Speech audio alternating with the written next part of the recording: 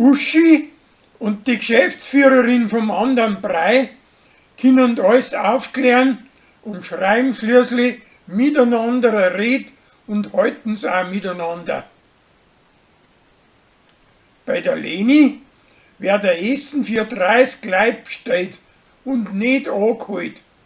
Und drum stellt's ein Schlitzauge die Docker aus, wo Kundschaft anziehen soll.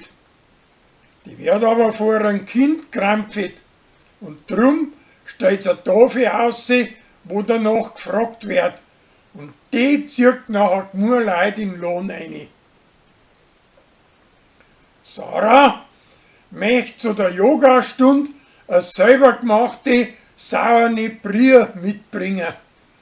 Aber der Pfarrer weiß das nicht und ladert's in den Ausguss ein. Danach kauft er eine neue. Aber die mehreren Leute stehen nicht auf das Gesief.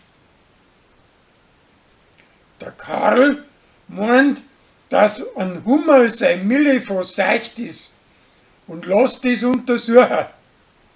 Das kriegen die Leute mit und glauben, dass da etwas dran ist.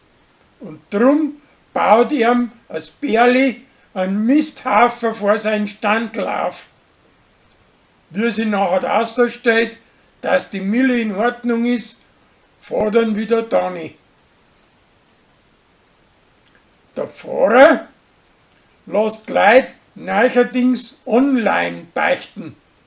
Und Uri ist da schwer dagegen.